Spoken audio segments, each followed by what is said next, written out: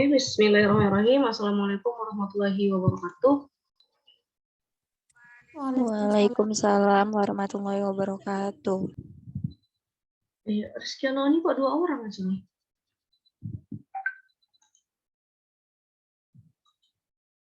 Ya, tidak apalah.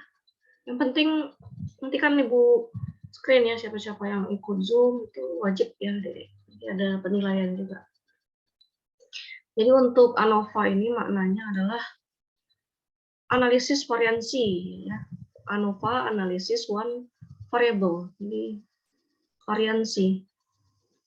Bukan varians, bukan variable, varians atau ragam. Itu maknanya ya. Analisis variansi dengan satu efek utama dikenal dengan analisis variansi satu jalan atau satu jalur ya. ANOVA. 2 efek utama dikenal dengan analisis variansi 2 jalan. 3 efek utama dikenal dengan variansi 3 jalan dan seterusnya. Ada yang one variance, ada yang multivariat nanti. Analisis varians satu jalan hanya terjadi atas satu faktor dengan 2 atau lebih level. Kalau 2 jalan terdiri dari 2 faktor, masing-masing dengan 2 atau lebih level. Faktor yang menghasilkan efek utama, sehingga di sini terdapat 2 efek utama. Ya. Nanti kita lihat makna dari kalimat itu apa. Ya. Nah, ini faktor utama dan interaksi. Dalam hal lebih dari satu faktor. Faktornya itu dapat saja saling mempengaruhi atau tidak saling mempengaruhi. Jadi mirip kayak analisis regresi ya, masih ingat ya adik-adik? Variabel X mempengaruhi variabel Y. Jadi si Y itu terikat terhadap variabel bebas X. Nah, itu. Ya. Terus apabila faktor itu tidak saling mempengaruhi, maka kita memperoleh 2 faktor utama saja. Apabila faktor itu saling mempengaruhi, maka selain efek utama, kita peroleh lagi interaksi pada saling mempengaruhi itu. Nah, dalam hal interaksi, efek utama dan interaksi adalah efek utama dengan perbedaan rata-rata.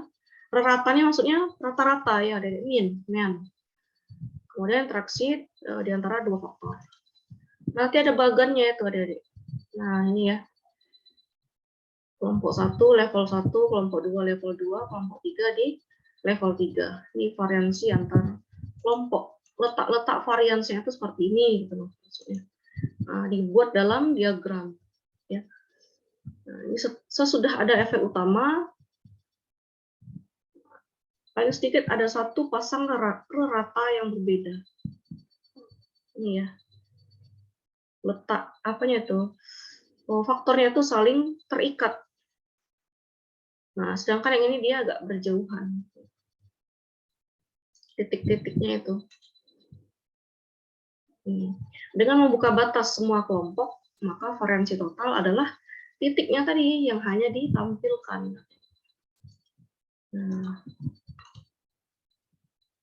jadi sumber dari varians atau ragam adalah ketika kita mengambil sampel dari setiap populasi, akan ada 2 sumber dari variabelnya, 2 variabelnya.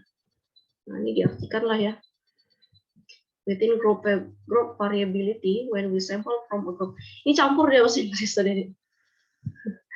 Ketika kita mengambil contoh dari sebuah grup ya, akan ada variabel dari satu ke satu sampel dalam grup yang sama.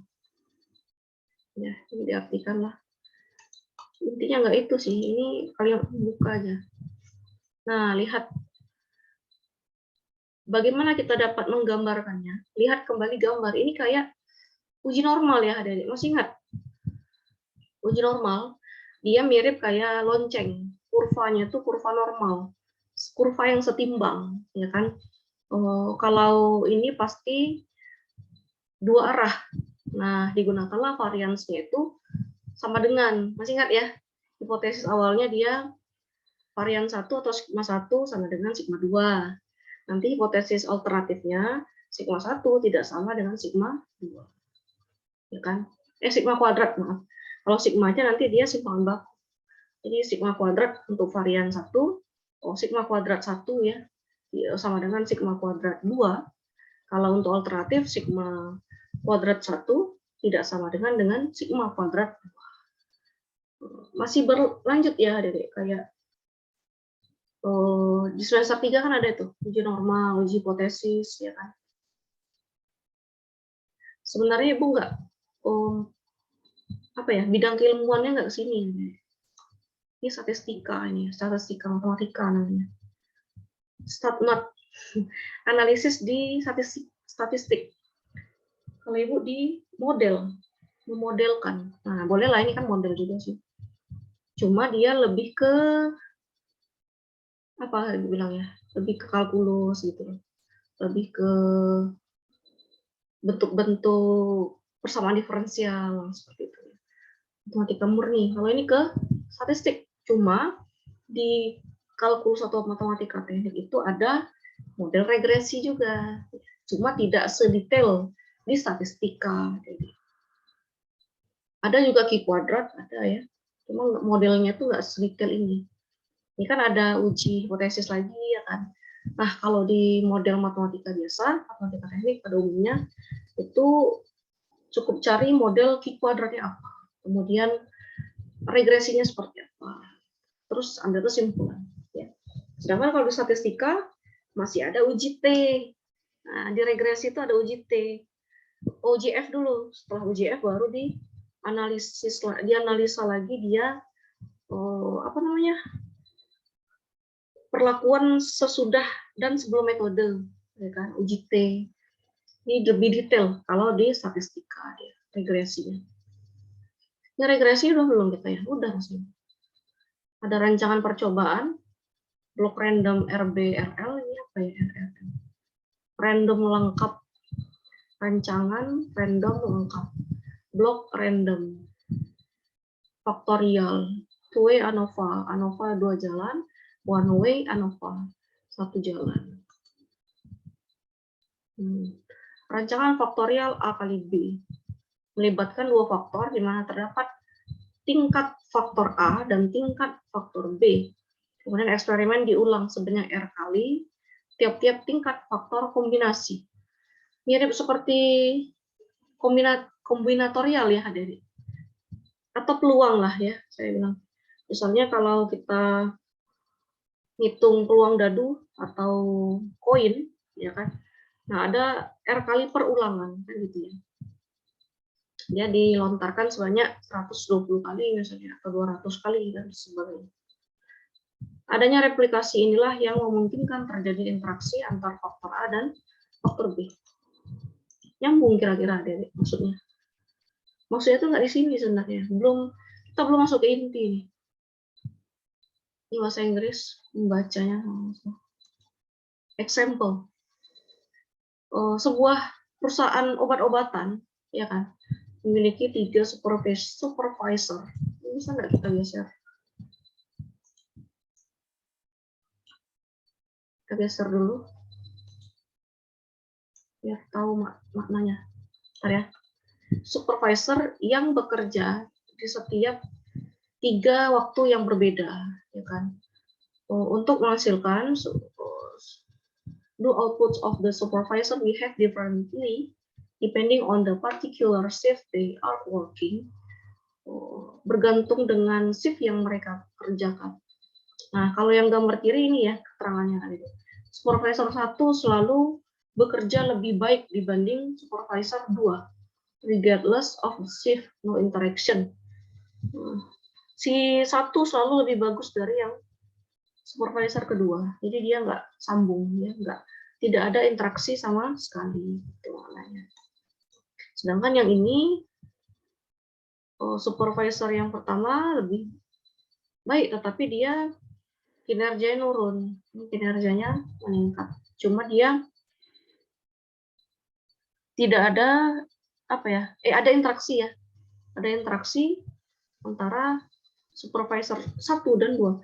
Supervisor 1 does better earlier in the day, while supervisor 2 does better at night. Oh iya, keduanya sama-sama baik, tapi yang kalau supervisor 1 dia bekerja lebih awal pada siang hari atau pagi ke siang hari, sedangkan supervisor 2 bekerja lebih baik di malam hari.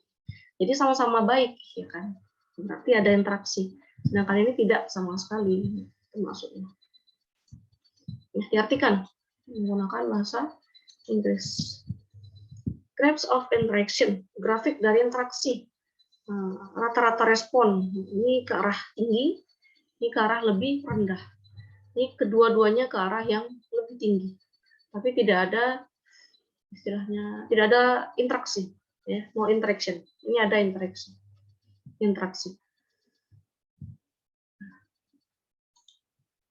Kemudian, nah ini ya, interaksi itu digambarkanlah seperti ini ya, Dede. Antara tanpa interaksi antara dua efek utama, X1 dan X2. Interaksi terhadap hasil, dia X1 hasilnya Y, X2 juga hasilnya Y, tapi tidak ada apa istilahnya ya, komunikasi gitulah ya, tidak saling mengenal bisa jadi ya, atau tidak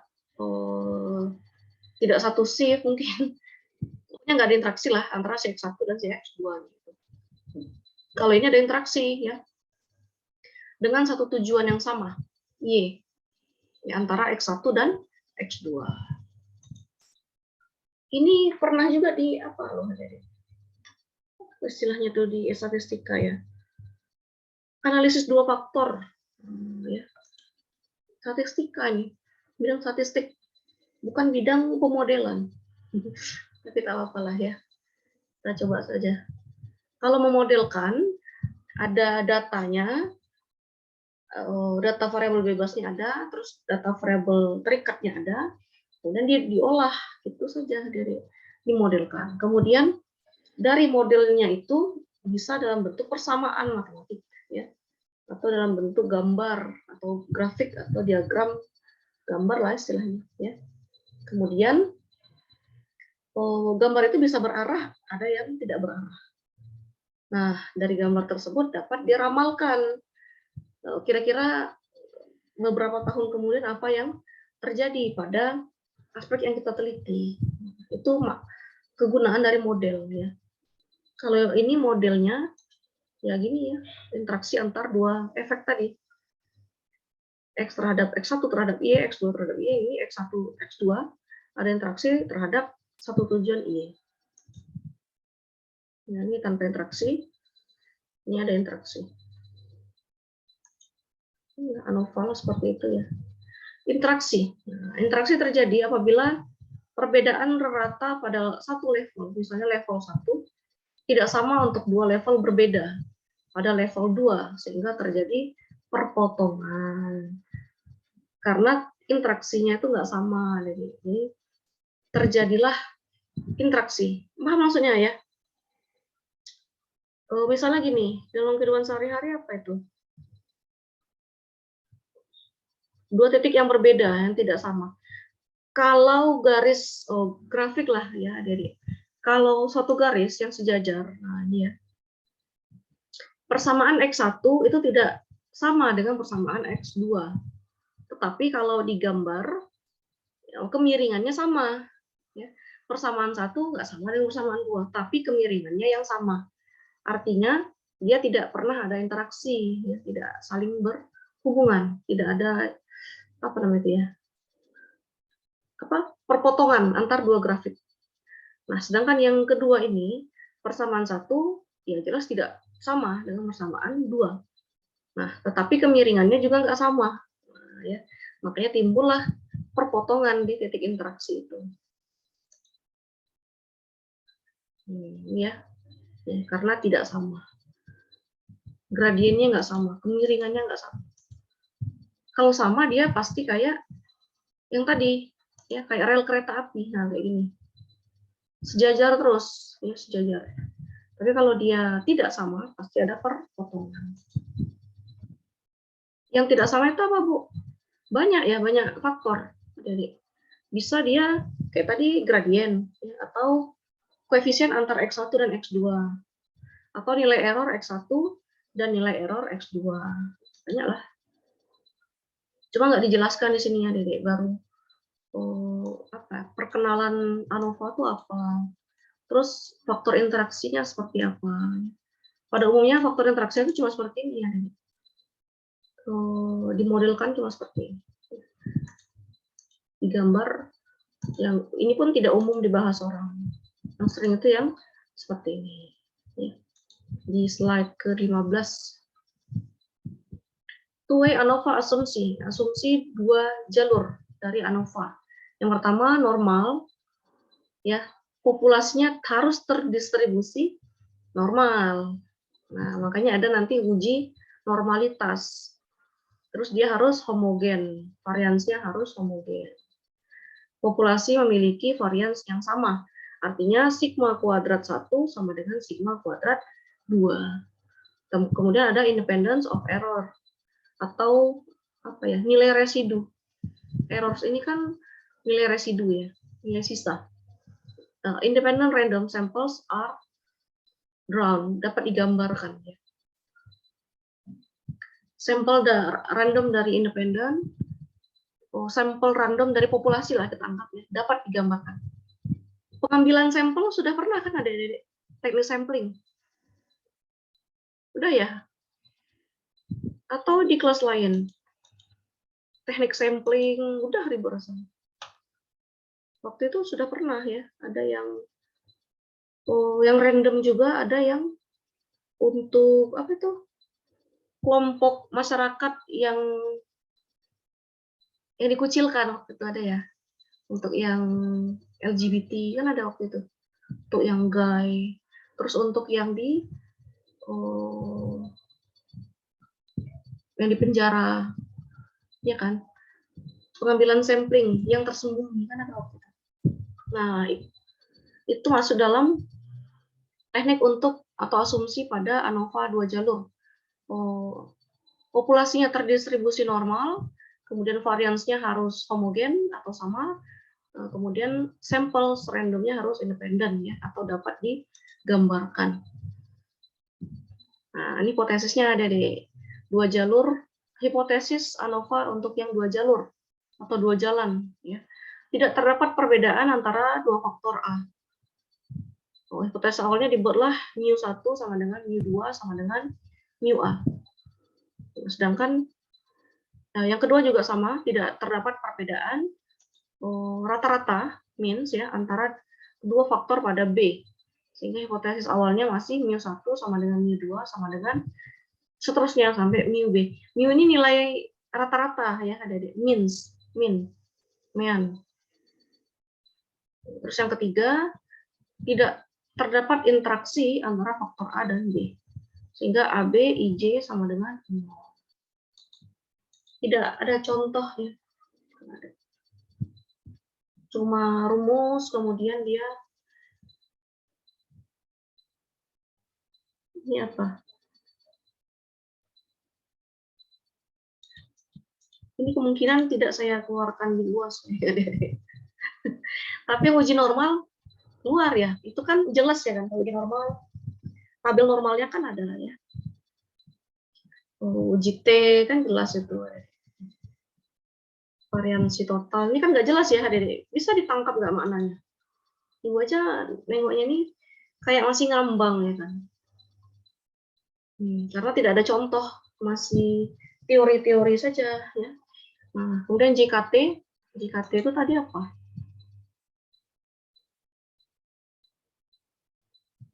Variansi total dibagi menjadi 4 bagian, JKA, JKB, JKAB, dan JKS. Jumlah kuadrat faktor A, JKB jumlah kuadrat faktor B, JKAB jumlah kuadrat interaksi antara faktor A kali B, JKS jumlah kuadrat sesatan. Sesatan itu maknanya sendiri apa? JKS. 1, 2, 3, dan 4. JKT jumlah kuadrat total. Jumlah kuadrat faktor A, faktor B, dan A kali B, kemudian sesatan. Dijumlahkan semua. Jadi jumlah kuadrat total. Tabel data ANOVA dua jalan sel yang sama. Ini analisis jalur namanya. Ya, sayangnya bukan bidang ibu pula nih. karena nggak pernah Ibu kerjakan yang seperti ini. Kita lihat contoh adik-adik, kayak mana dia ngerjakan jalur-jalur seperti ini. Mirip matriks ya. 111, 121, 1B1 ya, mirip matriks. Iya, Bu, mirip matriks. Kita lihat supervisor pabrik obat bekerja pada 3 shift yang berbeda dan hasil produksi dihitung pada 3 hari yang dipilih secara random. Supervisor 1, 2, dan 3-nya mana? Supervisornya cuma 2. Shift-nya 3, pagi, siang, dan sore. Tapi di sini ada 3 data. 3 hari ya, mungkin 3 hari ya. Hari pertama, hari kedua, dan hari ketiga. Ini paginya segini, siangnya segini, sorenya segini. Hari kedua, paginya dapat 610, siangnya 474, sorenya 430, dan seterusnya. Supervisor 2 juga 480 pagi, siangnya 625, sorenya 630. Hari kedua segini, hari ketiga jumlah samping ya AJ, jumlah bawah BJ. A-nya 2, B-nya 3, R-nya 3. R-nya karena dia 3 hari, B-nya 3, itu 3 shift ya. A-nya 2 karena dia ada 2 subjek, supervisor 1 dan supervisor 2. Tabel ANOVA. Ini derajat bebas total N kurang 1 sama dengan A kali B kali R kurang 1. A-nya berapa? 2, 3, 3. 6 kali 3, 18. Kurang 1, 17. Ya. DB totalnya 17. Oh, ini rumus ya, adik-adik. Rumus untuk menentukan DB, JK, RK, dan F. F ini apa? F hitung. Sedangkan ini menggunakan SPSS. Ya. DF min square F sigma. Dia menggunakan SPSS, sedangkan ini menggunakan rumus. Test for a factorial experiment. Ini jalur satu arah ya, jadi masih ingat yang punya one tail ya, satu arah. Dua. Iya, tak ada contoh lain, adik-adik. Itu aja contohnya. Tidak usah semua. Jadi yang perlu adik-adik perhatikan, ini yang nampak jelas contoh ya. Nah, ini kemudian tampilnya kemari. 19208, 247. Ada tidak jumlah di sini?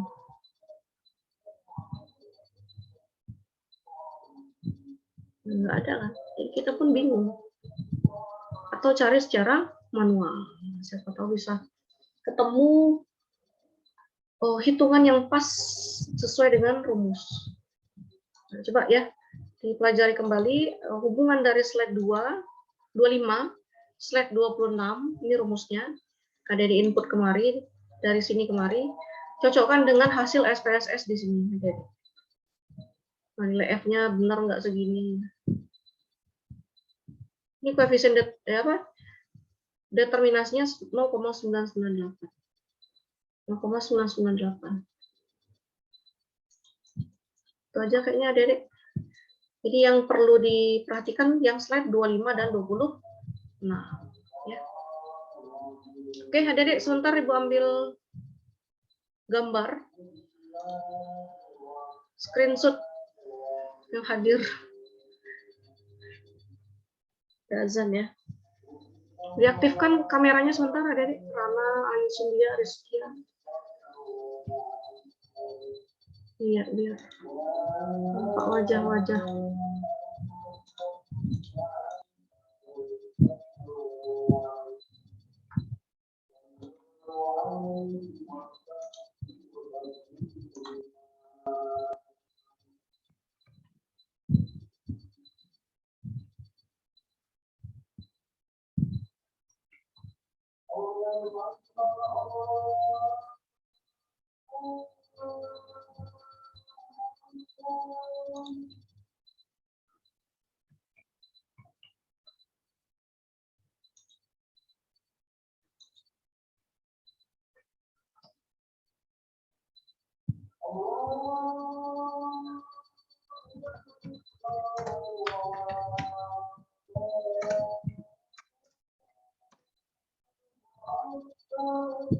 Oke lah. Ya, jadi untuk pertanyaannya mungkin banyak yang masih ngambang dari. Cuma kalau Ibu sarankan, perhatikan di slide 25 saja ya. Terus rumus di slide 26, kemudian hitung ininya. Sesuaikan DB jika RK-nya itu dengan hasil yang diperoleh pada slide 27. Nah, itu aja intinya ya. Karena kita kan dari slide-slide sebelumnya ini nggak bisa tarik kesimpulan yang cocok ya kan. Ini apa gitu kan, nggak nyambung kan. Ini apa, fungsinya untuk apa. Nah, ini bisa lah ya. Matriks. Oke, untuk pertanyaan silakan di forum diskusi. Adik-adik saya kiri. Assalamualaikum warahmatullahi wabarakatuh. Waalaikumsalam warahmatullahi wabarakatuh.